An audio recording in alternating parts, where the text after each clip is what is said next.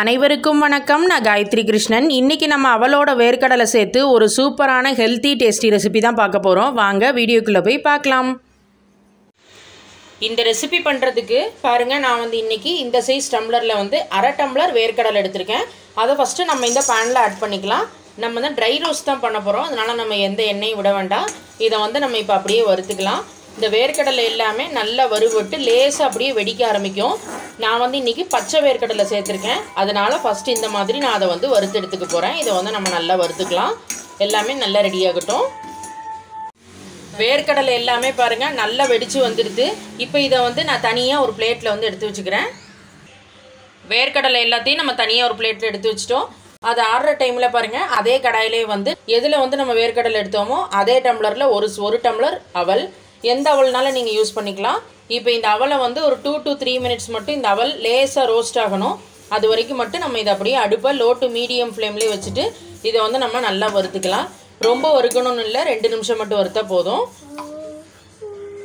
அவலை நம்ம ஒரு 2 நிமிஷத்துக்கு வறுத்தாச்சு. லேசாக ஒரு அவல் எடுத்து உடச்சிங்கன்னா அப்படியே உடைக்க வரும்.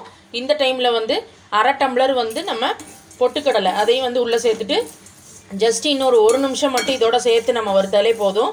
1 டம்ளர் அவலுக்கு அரை டம்ளர் வேர்க்கடலை, அரை டம்ளர் பொட்டுக்கடலை, இதுதான் ரேஷியோ. இப்போ இதை ஒரு 1 நிமிஷத்துக்கு மட்டும் நம்ம வறுத்துக்கலாம். பொட்டுக்கடலையோடு சேர்த்து ஒரு 1 நிமிஷம் பாருங்கள், இதை நம்ம நல்லா வறுத்தாச்சு. இப்போ நம்ம ஸ்டவ்வை ஸ்விட்ச் ஆஃப் பண்ணிவிட்டு இந்த அவல் பொட்டுக்கடலையும் நம்ம ஒரு பிளேட்டில் எடுத்து வச்சிடலாம். இப்போ நம்ம வறுத்தது எல்லாமே கொஞ்சம் ஆறட்டும். ஆறுறதுக்குள்ளே பாருங்கள், இங்கே ஒரு பேன் எடுத்து வச்சுருக்கேன்.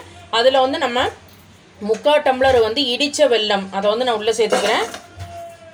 1 டம்ளர் அவளுக்கு 3/4 டம்ளர் வெல்லம் சரியாக இருக்கும். உங்களுக்கு இன்னும் கொஞ்சம் ஸ்வீட்னஸ் வேணும், இல்லை கம்மியாக வேணும் ஸ்வீட்னஸ்னால் நீங்கள் அதுக்கேற்றவாறு வெல்லத்தை ஆட் பண்ணிக்கலாம். இப்போ இதுக்கு ஒரு 1/4 டம்ளர் மட்டும் நான் தண்ணி விட்டுக்கிறேன். இப்போ இதை சேர்த்துட்டு அப்படியே ஒரு தடவை நம்ம கலந்து விட்டுக்கலாம். வெல்லம் பாகாகணும்னு இல்லை, வெல்லம் அந்த தண்ணியிலே அப்படியே நல்லா கரைஞ்சி வந்தாலே போதும். அப்படியே நம்ம மிக்ஸ் பண்ணி விட்டுக்கலாம். வெல்லம் நல்லா கரையட்டும். பாருங்கள், வெல்லம் நல்லா கரைஞ்சி வந்துடுது. இப்போ நம்ம ஸ்டவ்வை ஆஃப் பண்ணிடலாம்.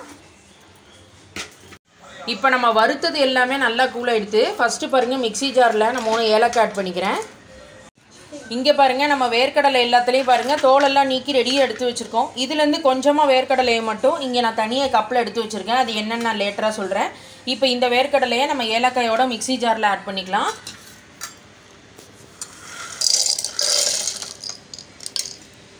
இப்போ இதோட கூடவே நம்ம வறுத்த அந்த அவல் பொட்டுக்கடலை அதையும் நம்ம இப்போ உள்ளே சேர்த்துடலாம். இப்போ இது எல்லாத்தையுமே நம்ம நல்லா ஃபைனாக நம்ம பொடி பண்ணி எடுத்துக்கலாம்.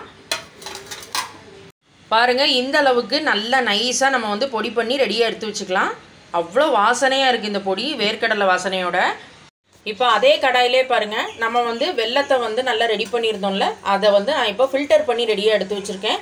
ஏன்னா வெல்லத்தில் சம்டைம்ஸ் டஸ்டெல்லாம் இருக்கும்.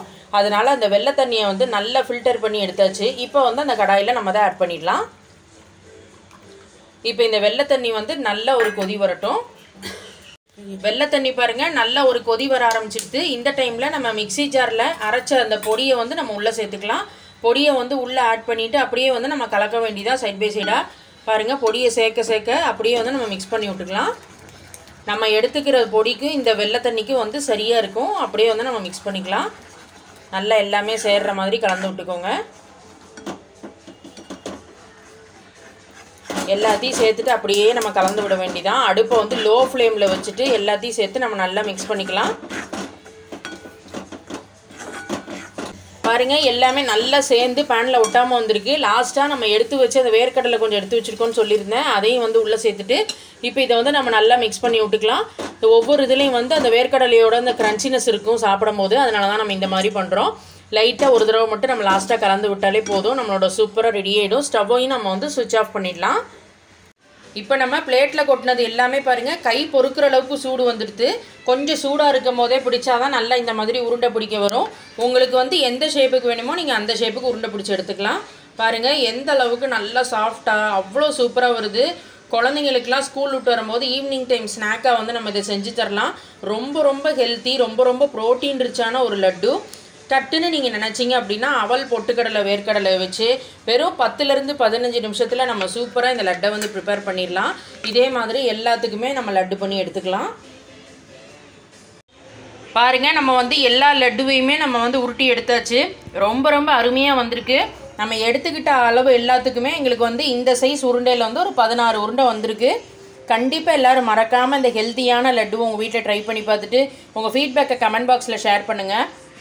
மேலும் மேலும் இன்ட்ரெஸ்டிங் வீடியோஸ்க்கு மணக்கோலம் குக்கிங் சேனலை சப்ஸ்கிரைப் பண்ண மறந்துடாதீங்க ஃப்ரெண்ட்ஸ். தேங்க்யூ.